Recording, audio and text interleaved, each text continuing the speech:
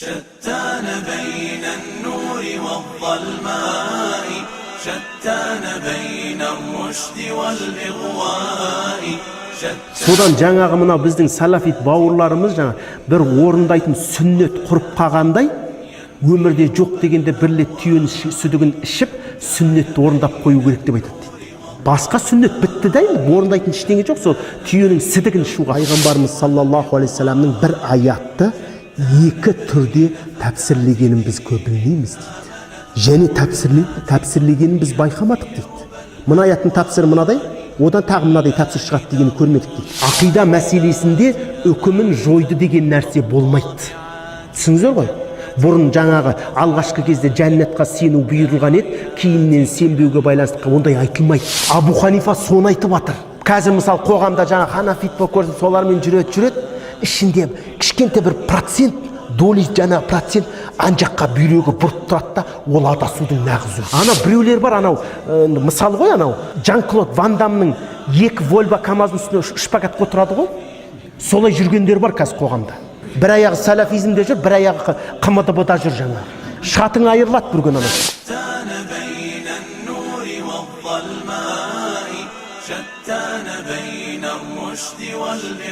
Енді бұл жерде Абу Ханифа рахимахулла өзінің ұстанымында бір мысал беріп кетті. Өте сақ болыңыздар, қарап отырыңыздар. Не дейді? Осы адамның қатарына жататын мынадай тағы адамдар бар дейді. Жоғарыдағы мысалдың адамдарына жатады. Ақ пен қараны біліп тұрып, ақиқатты айтпаған адамның қатарында. Олар айтады дейді, біз білеміз, зина жасаушы адам кәпір емес дейді. Бұл бауырларымыз кәпір дейді. Ал енді дейді, тіпті былай дейді, зина жасаған кезде зина жасаушының иманы адамның үстінен киімін шешкендей шешіліп қалады дейтіндер бар дейді. Сөйтіп мына жерде екі көзқарас дейді. Кәпір емес, зина жасаушы кәпір емес, зинақор. Бірақ ол зина жасап жатқанда үстінен киімі шешіліп қалғандай иманы одан ажырап кетуі де ықтимал деп айтады дейді. Қалай дейді да? Көрдіңіз бе мысалда? Бір адамдар бар, яғни бұл жерде имам Абу Ханифа кейбір көзқарасты алып келіп жатыр. Зина жасаушы адам дейді, біреулер айтады дейді, кәпір емес. Сөйте тұра дейді, адамның үстінен киімі сыпырылғандай дейді. Зина жасаған кезде әлгі зинақордан иман да солай шешіліп қалады дейді. Кәпір емес дейсің. Бір уақытта иманнан шығып кетеді, кәпір дейсің. Қалай ол деп жатыр да? Соған мысал айтады. Олай деген адам шыншыл, шынында солай. Біз оны жоққа шығармаймыз дейді. Діндер бар дейді. Енді былай дейді, біреу қажылық жасамай өліп кетті. Бірақ оның қажылық жасауға мүмкіндігі бар еді. Бай, жағдайы бар, әне жасайым деді. Келесі жыл жасайым дегенде өліп кетті бейшара. Шамасы келмейтін адам басқа нәрсе, шамасы кеп тұрды оның. Фанахну нусаммиху муъминан. Біз оны момын деп айтамыз дейді. Момын. Және оған қайтыс болса, нусалли алейхи, артынан жаназа намазын оқимыз. Оған кешірім сұраймыз. Өтей алмаған қаржысын өтеп береміз, бәдәл қажылық жасап. Барамай қалды бейшара. Баласы айтады, әкем үшін жасап қойшы деп барып жасап қояды. Дейді. Уәлә нуказзибу мән яқулу. Және былай деп айтқанды да жоққа шығармаймыз дейтіндер бар дейді. Мәтә яһудиен ау насрани. Біреу бар яһуди, немесе христиан болып өлді дейді. Деген адамның мысалы дейді. Түсіндіңіздер ме? Жаңағы біреу шамасы жетіп тұрып қажылығын өтелмей қалған адамға біз оның иманын жоққа шығармаймыз. Намазын оқып, кешірім сұрап, бәдәл қажылығын жасап береміз дейді. Соның солай деп айтуы дейді оның. Жаңа жоғарыда мысалы зинаның мәселесінде. Ол христиан болып өлді ме, яһуди болып өлді ме деген сықылды дейді. Юнкируна қаула шиғати ва яқулуна қаула. Олар жаңағы шиғаның сөзін қайтарады, бірақ соның сөзін айтатындар дейді. Мысал айтады, анау Ақтөбеде болған мәселеде кейін Балқашта болды. Айтады, мына бауырларымыз айтады, ол харижиттер дейді. Өздерінің бауырлары сол. Сол өздерін тыңдаған. Енді жеме-жемге келген кезде ол харижиттер дейді. Ол салафизм, уахабизмге қатысы жоқ дейді. Сөйте тұрып, харижиттердің сөзін айтады. Әлгілерді харижит дейді, сөйтіп харижиттердің сөзін айтады дейді. Ол адамға не дейсің дейді да? Аналарды харижит дейді. Сөйтіп келеді айтады, намаз оқымаған адам кәпір дейді. Аналардың сөзін айтып тұрды. Ондай адамға не дейсің дейді Абу Ханифа айтады. Соны айтып жатыр, шииттің сөзін жоққа шығарады дейді. бірақ олардың сөзін айтады дейді. Уайюнкируна қаулал хауариж, сол сияқты хауари қарижиттердің сөзін жоққа шығарады дейді. Уаяқулуна қаулахум, олардың сөзін айтады дейді. Ақымақ та, ол өзінше умни деп ойлап тұр негізінде. Абу Ханифаның көзқарасында олар дурак. Аналарды қарижиттер деп тұрып, солардың сөзін айтып тұрды. Өйткені ол айтады, намаз оқымаған кәпір дейді. Ал намаз оқымаған кәпір деген ол қарижиттердің сөзі. Сондықтан Абу Ханифа айтып жатыр, жаңағы біреу зинасады кәпір дейді, біреу зинасады кәпір емес дейді да, кейін келеді айтады дейді. Енді ол зинасағаннан иман шешіліп қалады, яғни иманнан шығып кетеді ол дейді. Қалай ол? Біресе кәпір емес дейді, біресе иманнан шығып қалады дейді. Ол оның сөзі дейді, яхуди ма әлде христиан ба білмеймін деген сияқты да. Сөйтіп шииттің сөзін айтады, шииттерге қарсы шығады, олардың сөзін айтады дейді. Уайюнкируна қаулал жахмия уаяқулуна қаулахум. Сөйтіп жахмиттардың, мурджилардың сөзін жоққа шығарады, сөйтіп солардың сөзін айтады. Мына нәрсе, бұл жерде айтылмақ болған нәрсе мынау. Мысалы, хауариждар бар. Намаз оқымадың ба, қажылық жасамадың ба, кәпірсің. Қарижиттердің сөзі бар. Түсініңіздер ғой? Енді мурджилардың сөзі бар. Ла иляха иллалла Мұхаммад Расулулла десең болды. Намаз оқымай қойсаң да жәннатқа кіресің дейді. Түсініңіздер ғой? Енді жаңағыдай бір өзінше білгір адам бар дейді да. Негізі сол жайында сұрады ғой шәкірті. Не дейді? Жоқ, мына муржидің сөзі дұрыс емес дейді. Сөйтіп муржидің сөзін айтады дейді. Яғни зина жасаған адам муржидің көзқарасында мұсылман. Мысал қалған кезде. Тіпті ол амалды орындамаса да. Ал мыналардың көзқарасында зина жасаған адам кім? Кәпір. Енді мына жерде жаңағы шәкірт сұраған бір білгір бар. Соны не дейміз деп сұрады ғой шәкірт. Ол айтады, мынаның сөзі дұрыс емес, мынаның сөзі дұрыс. Мынаның сөзі дұрыс емес деп келіп, мына екеуі не дейсің десе, мүмкін дұрыс айтады, мүмкін қате айтады деген сөзді айтады дейді да. Оны не дейді? Ол наданның наданы дейді. Уайарауна тахқиқа залик ва тазифа ақуалал хаулаи ал аснаф саласа. Және ол өзінің осы көзқарасын дұрыс деп қабылдайды. Әлгі үш адамның көзқарасының жоққа шығарады.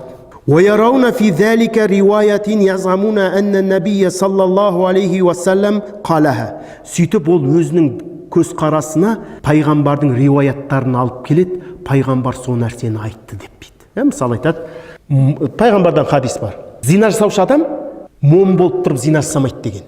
Ла язни ва хуа муъмин дейді. Түсіндіңіздер ме? Момын адам зина жасап жатқан кезде ол зинаны момын болып жасамайды деген хадистен хауариж сынды және соған ұқсаған топтар зина жасаушы адамның діннен шығып кетеді деп дәлел ұстанады. Сөйтеді да сол нәрсені пайғамбар айтты деп соны риуаят қылады дейді. Түсініп отырсыздар ма? Негізгі мәселеге алып келе жатыр. وقد علمنا أن الله عز وجل إنما بعث رسوله رحمة ليجمع به الفرقة. Негізі біз білеміз, Алла Субхану ва Тағаланың өзінің пайғамбары Мұхаммед саллаллаху алейхи уассаламды рақым етіп жіберді. Уама арсалнака илля рахматан лил аламин. Мұхаммед, сені біз жіберсек, саллаллаху алейхи уассалам, тек рақым етіп жібердік дейді. Лияджмаға бихил фирқата. Негізінде пайғамбарымыздың жіберілуі біріктіру еді, бөлу емес. Түсіндіңіздер ме? Ал енді бөліну қайдан шығып жатыр? Міне соған әкеле жатыр Абу Ханифа.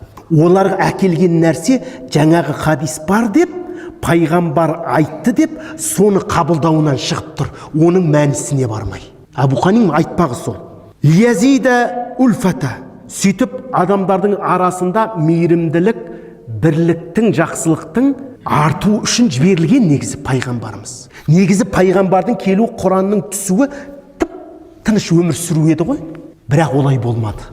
ولم يبعثه ليفرق الكلمة. Негізінде сөзді бөлу үшін, үмметті талан-таражға түсу үшін келген жоқ пайғамбарымыз. Негізінде мәселе бір болу еді, неге бөлініп кеттік? Вот проблема осы жерде. Негізгі пайғамбардың келудегі миссиясы не еді? Шашырап атқан адамды бір дінге шақырып, біріктіру еді. Сөйтіп бәрі бірдей бақытты бейбіт өмір сүру еді.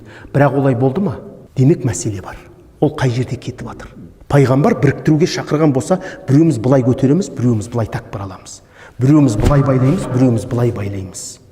Пайғамбар осылай бөлінуге бұйырды ма? Абу Ханифа жоқ дейді. Негізінде бәрін бір ізге түсіру үшін келген. Бірақ бір ізге түспедік.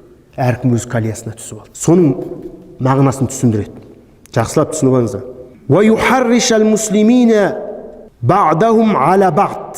Мұсылмандарды бір-бірлеріне айдап салу үшін келген жоқ. пайғамбарымыз. ويزعمون أنه إنما جاء الاختلاف بهذه الروايات لأن منها ناسخا ومنسوخا فنحن نروي كما سمعناه. Енді және олар айтады дейді былай деп. Негізінде қайшылық риуаяттарда, хадистерде болды қайшылық. Хадистің жету риуаятында болды, хадисте емес дейді. Өйткені әлгі риуаяттардың насихы бар. Үкімді алдыңғы үкімді жойып аман ет. Уамансухан және үкімін жойған нәрсе бар. Мысалы, ғуранииндарға пайғамбарымыз саллаллаху алейхи уассаламның түйенің сідігін ішіп емделуге бұйырғандығы туралы хадис бар. Содан жаңағы мына біздің салафит бауырларымыз бір орындайтын сүннет құрып қалғандай, өмірде жоқ дегенде бір рет түйенің сүдігін ішіп, сүннетті орындап қою керек деп айтады дейді. Басқа сүннет бітті да, енді орындайтын ештеңе жоқ, сол түйенің сідігін ішу қапты.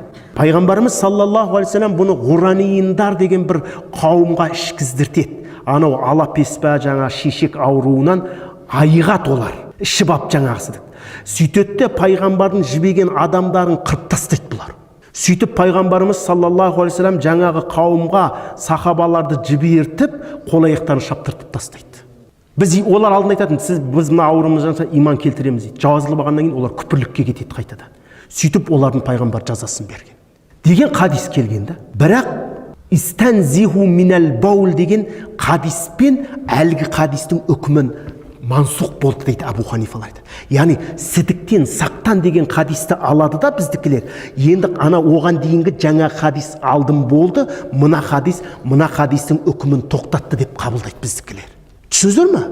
Өйткені истанзиху минал баул, сідіктен сақтаныңдар дегеннен кейін ол емі болсын, басқасы бәрі сақталып тұрады. Көрдіңіз, біреуін насих қылды, мынаны сақтаныңдар дегенде, ал ішуге байланысты келген хадисті мансух үкімін жойғызды.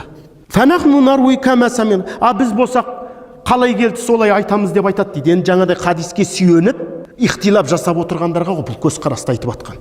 Фауайхун лахум дейді.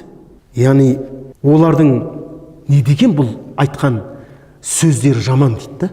Ма ақалла ихтимамухум би амри ғақибатихим. Тіпті олар өздерінің ақыреттік істеріне мән бермеген дейді. Ең болмаса ақыретін ойламай ма дейді. Осылай деп айтқанның орнына дейді. Пайғамбар біріктіру үшін еді, бөлу үшін емес дейді. Онда не деп отырсың десе, бөліну ол хадистен шығып атқан жоқ. Оның жету риуаятында шығып атыр. Біреу насық болды, біреу мансық болды. Ал біздің жазығымыз тек хадисті жеткізу ғана деп айтады дейді. Бұл мәселе имам Абу Ханифа шәкірттері мен әхлі хадистің арасында имам Шафиғи келгенге дейін қайшылық болған. Имам Абу Ханифа 150 жылы хижретте қайтыс болды. 150 жылы хижретте имам Шафиғи дүниеге келді. Сөйтіп ер жетті, өсті, фиқ болды, үлкен ғалым болды. Сол имам Шафиғи келген кезде барып, осы фиқ мектебі мен хадис мектебін теңестірді. Себебі жаңа хадисте жоқ, анауда жоқ, ананы сахаба айтпаған, табиғи айтпаған деп, жаңа хадисті танушы кейбір адамдар келіп тисе беретін болған. Бірақ Абу Ханифадан жеңіліп кете беретін болған. Өйткені усул қағида болған Абу Ханифаларда. Жаңағы мәселеде айтып келе жатқан мәселесі өте масқара мәселе. Содан кейін жаңағы көптеген жалалар кеткен ғой Абу Ханифаға.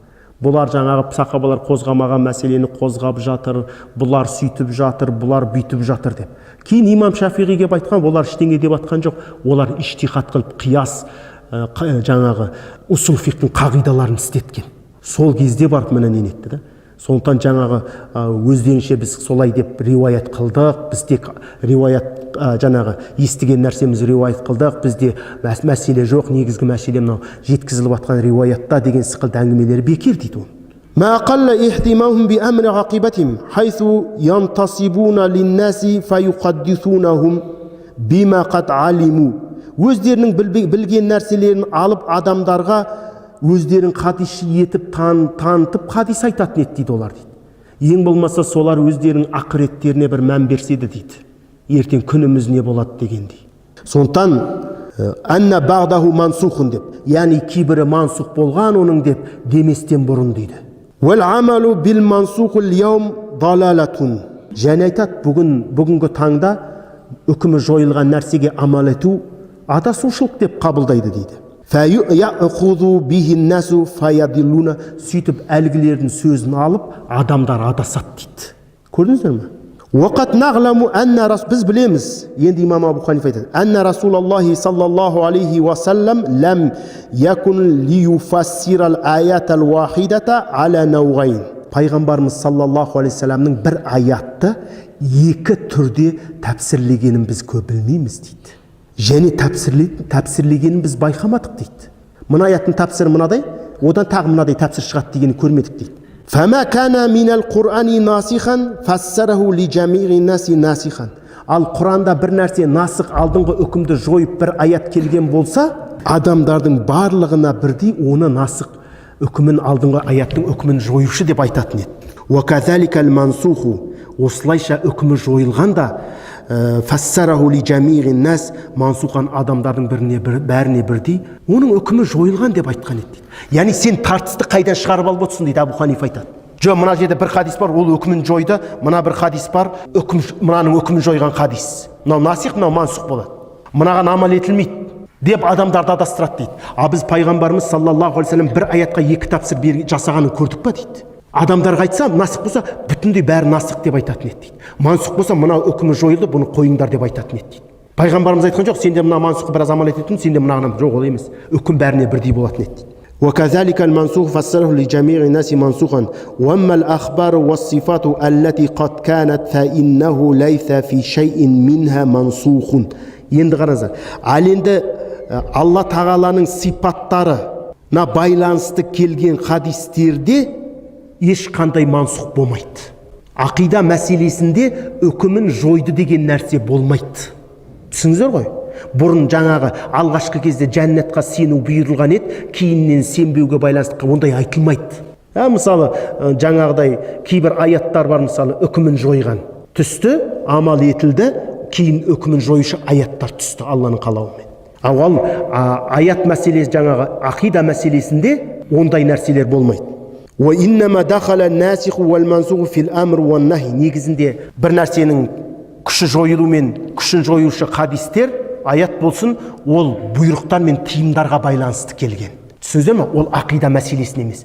Сондықтан бұл жердегі имам Абу Ханифаның айтқалы тұрған нәрсесі ақидадағы мәселеде ақ қараны ажыратпай, екеуі де дұрыс, немесе мен оған бір нәрсе дей алмаймын деу дейді. Бұл наданның наданы дейді. Түсініңіздер ме? Өйткені ақидада насих ол мансух болмайды. Фиқ мәселесінде болады. Басында мына нәрсе рұқсатылды, кейін барып тыйым салынды. Көрдіңіздер ме? Сол сияқты нәрселерде бұйрықтар мен тыйымдарда болады. Мысал не істеді? Мен сендерге қабірге зиярат етуді тыйған едім, енді рұқсат еттім дейді. Алғашқы кезде қабірге зиярат ету тыйылды, қандай да бір мақсатта, кейін ол мансух болды, үкімі жойылды да, не деді? Фазуруха, енді зиярат етіңдер деді. Кейін рұқсатын берді. Осындай бұйрықтар мен тыйымдарда болады. Ол ақидада насих мансух деген нәрсе жоқ. Сондықтан ақида мәселесінде келгенде мен ақиданың білгірімін деп тұрып дейді, ақ пен қараны ажырат, немесе ақ қараны қара демейінше дейді, ол наданның наданы дейді. Сондықтан ақида мәселесі бұл фиқ емес, осыны түсініңіздер сіздер. Ақида деген нәрсе бірақ ұстаным бітті. Шафиғидің ұстанымы ақидасы бөлек, Абу Ханифаның ақидасы бөлек деген нәрсе жоқ. Алла бір ме жоқ па? Бір, бітті. Сонда қалу керексің сен. Құдайға мекен бересің бе, бермейсің бе? Сен қазір не бір ақылдылар бар, ақылды сымақтар. Ақылды емес, ол ақылды болғанда олай істемейтін еді. Ақылды сымақтар бар. Өзінше мына жақты да ұстап қояды, мына жақты да ұстап қояды. Бар ондайлар, ол анық. Ағузубилля, бұндай адамдар мынада да емес, мынада да емес болып шығады ақыретте. Абу Ханифа соны айтып жатыр. Қазір мысалы қоғамда жаңа ханафит болып көрсін, солармен жүреді, ішінде кішкентай бір процент, доли жаңа процент ан жаққа бүйрегі бұрып тұрады да, ол адасудың нағыз өзі. Мысалы қараңыздар, ол мынадай нәрсе ғой. Мұсылманда хақ, Алла бір бар дейміз, дұрыс па? Атеистер бар, Құдай жоқ дейді. Енді біреу айтса, мен мұсылманмын, Құдайды бар деп сенем деп, бір какой-то бір процент мына жақты қолдап тұрса не болады? Дінсіз болады ол. Мен біреуге айтса, мен енді Алланы бар деп айтпаймын, мен мыналар сияқты жоқ деп айтпаймын десе бола ма? Жынды ғой ол, жынды. Ол мынадан да емес, мынадан да емес ол. Қойт, мынаның позициясы анық қой. Бірден айтады жоқ деп, Құдай сақтасын атеист. Сондықтан ол мұнафық ол. Иқтиқаттағы мұнафық ол. Діни басқарманың айтқаны дұрыс, жаңағы ол Құдайға мекен беруге болмайды дейді да, бірақ үйіне барған кезде болмаса жүрегінде мыналардың да хадисі нормальный ғой деп тұрады да. Білімді. Ол өзінше ақылды болып жүр, бірақ ол негізі ақмақ. Ол адасып тұр. Потому что Құдайды аспанда деп тұрған жоқ. Ол Құдайға мекен бермейміз деп тұрған жоқ. Ол өзі бір бағыт шығарып тұр да, мынағанда жатпайды. Ол фиқште емес, түске дейін ханафит болып, түстен кейін былай шафиғи болып жүре берсең, фиқта ештеңе етпейді ол. Діннен шықпайсың. Ал ақида мәселесінде жол біреу ғана. Не дұрыс, не қате. Ортасы бола ма? Біреулер бар, мысалы ғой, Жан-Клод Ван Дамның 2 Volvo КамАЗдың үстіне шпагат отырады ғой. Солай жүргендер бар қазір қоғамда. Бір аяғы салафизмде жүр, бір аяғы КМДБ-да жүр жаңағы. Шатың айырылады бір күн Жоқ, ол қарапайым мысал болғанмен оның астында ақиқат бар. Өзінше сырт бейнесі не да? Ішінде бәрі жаңағыдай бұрттадан тартып тұрады. Өйткені ол әлі ақиқатты ажыратқан жоқ. Ол ойлайды, ертең мыналардікі дұрыс болып кетсе, мына жақтан шыға салам, сәләфиттерді дұрыс болып кетсе, сол жаққа өте салам. Жоқ, ақиретте ол болмайды. Бір адам айтқан маған ашып беріңіз. Ол ақиқатты сүйген адам сондай болды, айтты. Мен деді, ұстаз деді, Реке деді. Қияметте аналардікі дұрыс болып қалса, имамдарға бағынғым келеді дейді. Бірақ аналардікі дұрыс болып қалса деп ойлаймын дейді да. Енді аналарға өтіп кетейін десем дейді. Ертең қияметте имамдардікі дұрыс болып қалса не істеймін дейді да. Содан кейін барып түгел оқытып көрсеткен кезде барып не істеді? Мен енді көзім жетті деп бізге өтті ол бала. Міне ақиқат сүйген адам сөйтеді ол.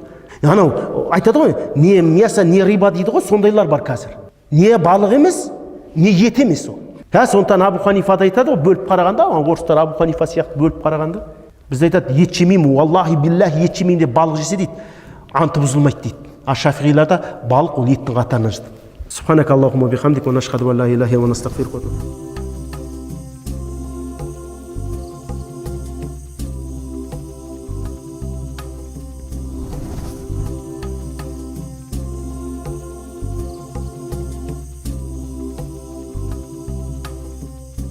Әл-Маруа компаниясы. Бізбен бірге болыңыздар. Қажыларға жасалған қызмет біз үшін мәртебелі құрмет.